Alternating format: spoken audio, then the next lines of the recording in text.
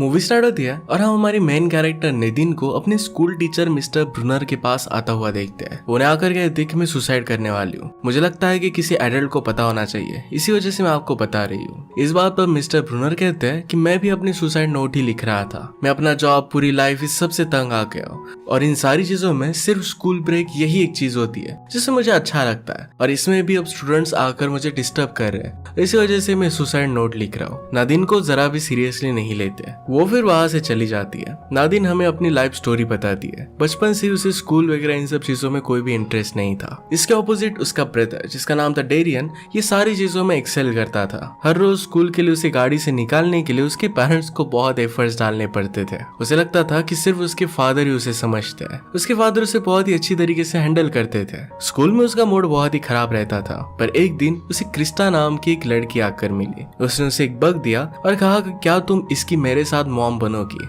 वो दोनों मिलकर इस बग का ख्याल रखने वाले थे, पर ब्रेक में ही नादिन ने उस बग को अपने कंपास में डाल दिया और इस वजह से उसकी डेथ हो गई। इस ट्रेजेडी को एक दूसरे के साथ वो सफर करती है। यही से उनकी फ्रेंडशिप स्टार्ट हो गई थी। हमेशा एक दूसरे के साथ वो टाइम स्पेंड करती।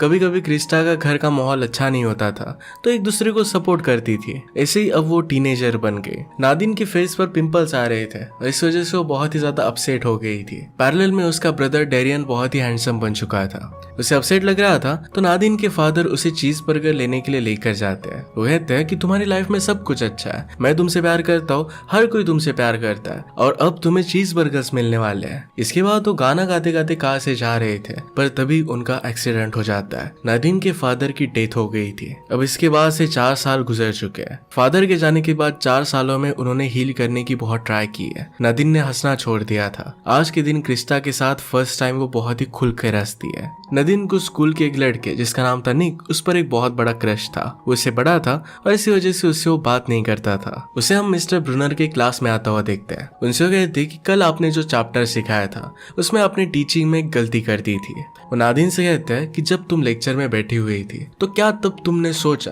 कि तुम्हें स्कूल के अलावा और भी तुम्हारी कुछ लाइफ होनी चाहिए। नादिन फिर जाकर अपने सीट पर बैठ जाती है। वहां पर एक लड़का जिसका नाम था अरविंद, ये उससे पूछता है कि तुम्हारा स्वेट शर्ट कहाँ से है। उसे बहुत पसंद आया था। नादिन उसके बारे में सोच रही थी और क्रिस्टा को भी स्कूल की बात बताती है। उसे उतना ज्यादा पसंद नहीं आया था। घर पर उसकी मदर एक वीकेंड के लिए रेडी हो रही थी। मदर ने फिर से डेटिंग स्टार्ट की थी। एक डेंटिस्ट के साथ एक वीकेंड के लिए आज वो जा रही थी। अब 2 दिन के लिए वो घर पर नहीं रहेगी तो नादिन को जो करना होगा वो कर सकती है। वो फिर डायरन को कॉल लगाती है और कहती है कि पूरा हाउस अब मेरा है, मुझे जो चाहिए आज वो मैं करने वाली हूँ। नादिन और क्रिस्टा दोनों मिलकर फिर बहुत एंजॉय करते हैं। नादिन बहुत ज्यादा ड्रंक हो चुकी थी। नाद में डेरियन अपने फ्रेंड्स को मिलकर पूल में एंजॉय कर रहा था। ड्रिंकिंग की वजह से नादिन की हालत खराब हो गई तो क्रिस्टा उसे सपोर्ट देती है। नादिन वही बाथरूम में सो जाती है। क्रिस्टा जैसे ही नीचे आई तो वहां पर डेरियन क्लीनिंग कर रहा था। उनकी पार्टी की वजह से घर जरा मेसी हो गया था तो क्रिस्टा भी उसे हेल्प करती है। सुबह नादिन उठी और जैसे ही वो डेरियन के रूम में गई तो उसने देखा कि क्रिस्टा और डेरियन ये दोनों एक दूसरे के साथ इंटीमेट हो रहे हैं। इस बात से वो बहुत ज्यादा डिस्टर्ब हो जाती है। क्रिस्टा ने नादिन से सॉरी कहा। वो कहती कि मुझे समझ में नहीं आया कि ये सब हुआ कैसे।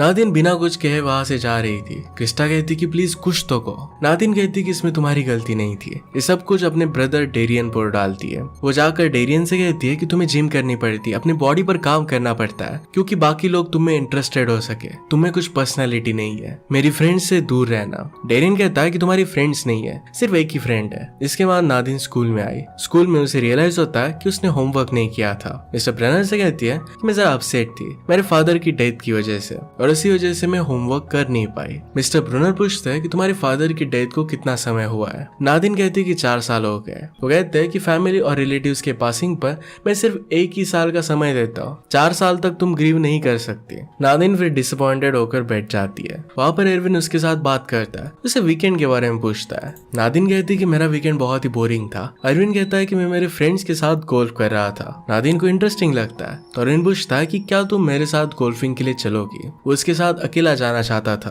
पर नादिन कहती है कि हमें ग्रुप में जाना चाहिए। इसके बाद स्कूल में डेरियन और क्रिस्टा दोनों फिर से मिलते हैं। डेरियन ने से कहा कि कल रात तुम्हारे साथ स्पेंड कर मुझे बहुत अच्छा लगा। क्रिस्टा भी यही बात कहती है। वो दोनों फिर से मिलने का प्लान बनाते हैं। स्कूल के बाद नादिन और क्रिस्टा मिलते हैं और क्रिस्टा नादिन को सारी सिचुएशन एक्सप्लेन करने का ट्राई करती है। नादिन बहुत ही ज्यादा अपसेट थी। नादिन कहती कि तुम्हें मेरे ब्रदर के साथ ऐसा करना ही नहीं चाहिए था। वो क्रिस्टा को कुछ भी बोलने नहीं दे रही थी। क्रिस्टा कहती कि इससे हमारी फ्रेंडशिप में कुछ भी फर्क नहीं पड़ेगा। मैं और डेरियन पार्टी में जा रहे हैं, तुम भी फ्राइडे को हमारे साथ चल सकती हो।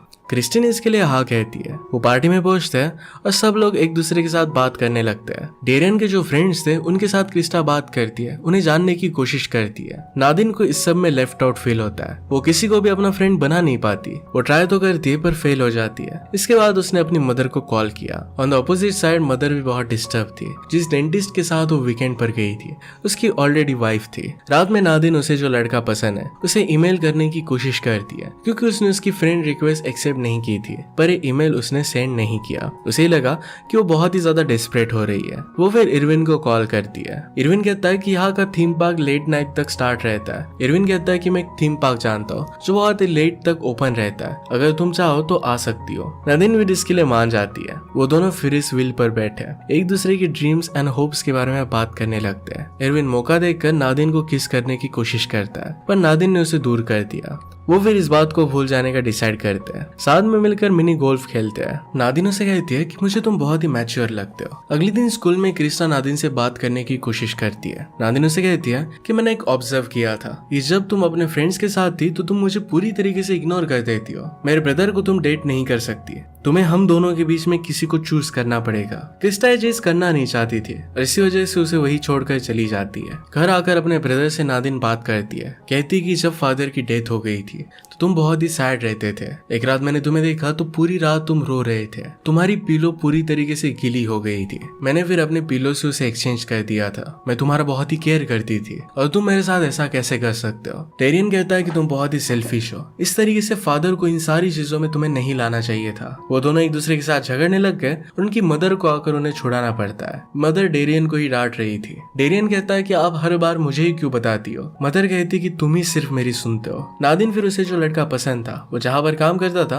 वहां पर वो पहुंच जाती है। उससे वो बात करने की कोशिश करती है। उसे जो चीज नहीं चाहिए थी वो भी वो मांग रही थी और फिर खुद ही एडमिट कर लेती है कि वो सिर्फ उसे मिलने के लिए आई थी।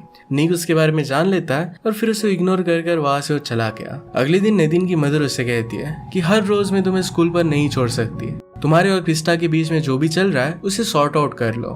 क्रिस्टा तुम्हें लेने के लिए आती है तो मुझ पर ज्यादा लोड नहीं आता। स्कूल में आने के बाद नेदिन इरविन को ढूंढ रही थी। इरविन के फ्रेंड उसे कहते हैं कि फिल्म फेस्टिवल के लिए वो एक प्रोजेक्ट क्रिएट कर रहा है और इसी वजह से वो स्कूल से ऑफ ले रहा है। वो आकर फिर मिस्टर ब्रूनर के साथ लंच करने लगती है। वो उसे कहने लग गई कि मेरा यहाँ पर कोई भी फ्रेंड नहीं है, उसे कोई भी अच्छा नहीं लगता था। मिस्टर ब्रूनर कहते हैं शायद कोई भी तुम्हें लाइक नहीं करता। इस बात से नेदिन को गुस्सा आ जाता है। मिस्टर ब्रूनर को भी बहुत कुछ बोल जाती है। वो फिर उसे एक कुकी देते हैं ताकि उसे अच्छा लग सके और कहते हैं कि तुम मेरी फेवरेट स्टूडेंट हो। नादिन पूछती है कि क्या सच में। ब्रूनर कहते कि तुम अपसेट हो और यही मुझे कहना चाहिए। स्कूल के बाद नादिन को अरविंद का कॉल आता है। उसे कहता है कि तुम मेरे बारे में पूछ रही थी। नादिन फर्स्ट टाइम तो उससे कुछ भी बात नहीं करती और कॉल वैसे ही रख देती है, पर बाद में उसे कॉल करती है। उसे कहती है कि मैंने जरा एंटी डिप्रेशन पिल्स ली थी और इसी वजह से मुझे बुरा लग रहा था। अरविंद कहता है कि क्या तुम मेरे घर पर आना चाहोगे, यहाँ पर पूल भी है। दोनों मिलकर फिर पूल में मजे करते हैं। नादिन एक्टिंग कर रही थी और उससे पूछती कि क्या तुम मेरे साथ इंटीमेट होना चाहोगे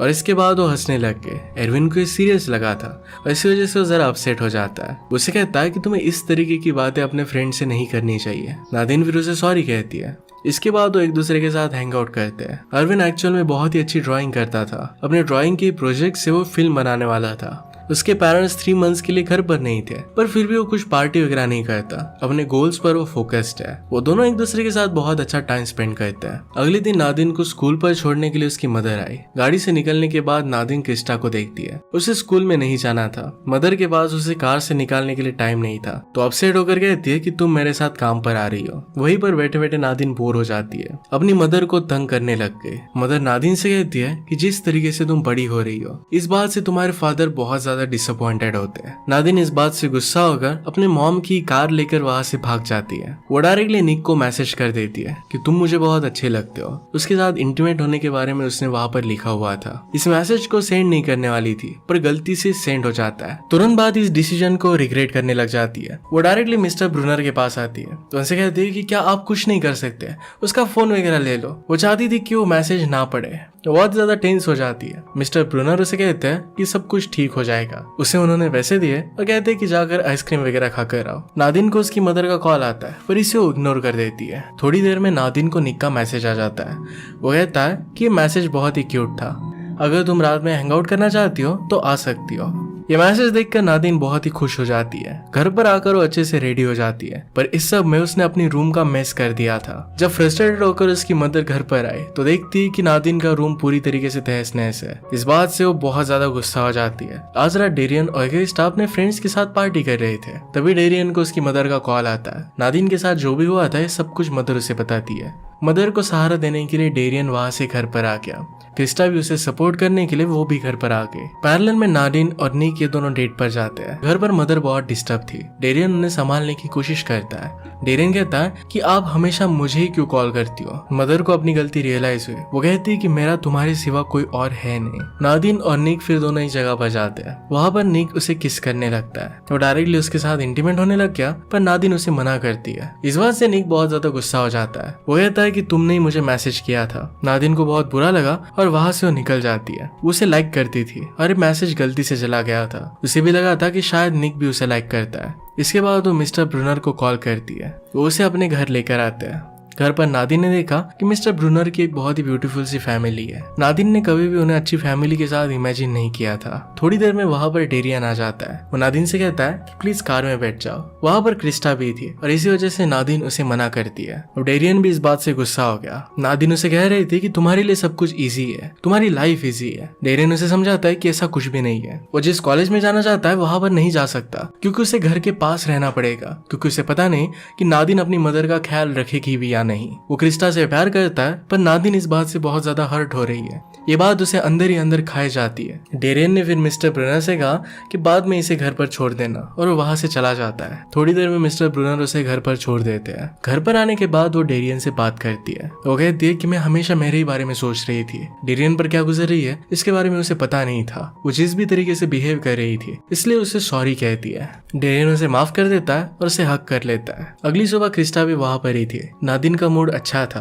और उसे वो गुड मॉर्निंग कहती है। नादिन कभी भी इतनी जल्दी उठती नहीं थी। आज अरविंद की मूवी बाकी लोगों के सामने डिस्प्ले होने वाली थी और इसी वजह से उसने नादिन को भी बुलाया था। नादिन उसके लिए जल्दी उठकर वहां पर पहुंच जाती है। मदर उठी तो नादिन के लिए वरीड थी कि वो कहाँ पर है। नादिन उसे मैसेज कर देती है कि वो सेफ है। अब इसके बाद अरविंद की मूवी डिस्प्ले की जाती है। इसमें एक लड़का एक लड़की को बहुत प्यार करता है, पर वो लड़की हमेशा उसे इग्नोर करती है। उसके बाद उस लड़की को मॉन्स्टर से बचाता है। बचाने के बाद वो लड़की फिर से उसके पास आई, पर फिर वो उसे एक्सेप्ट नहीं करता। वो उससे मूव ऑन हो चुका था। नादिन समझ गई थी कि इरविन को जिस तरीके से वो इग्नोर कर रही थी ये ठीक नहीं था। वो अरविंद से बात करती है और कहती है कि अब मैं फिर से तुम्हें इग्नोर नहीं करने वाली। अरविंद के फ्रेंड्स वहां पर आते हैं और सब लोगों से वो बात कर रहा था, पर उनके ग्रुप में वो नादिन को भी सब लोगों से इंट्रोड्यूस करवाता है। नादिन सब लोगों में शामिल होकर बहुत ही खुश थी। उसे अपने इश्यूज की रिस्पॉन्सिबिलिटी खुद लेनी थी और अब वो सीख चुकी थी। सेल्फिश ना बनकर सब लोगों को रिस्पेक्ट दे रही थी। इसी लर्निंग के साथ ये मूवी एंड हो जाती है। अगर आपको एक्सप्लेनेशन अच्छा लगता है तो प्लीज लाइक और कमेंट जरूर कर दीजिएगा। मैं बहुत सारी मूवीज लेकर आते रहता हूँ, तो प्लीज चैनल को सब्सक्राइब कर दीजिए और बेल नोटिफिकेशन आइकन दोनों में मत भूलिएगा। हम फिर से मिलेंगे और एक नए मूवी के साथ। तब तक के लिए थैंक यू और आप अपने आप का ख्याल रखिए।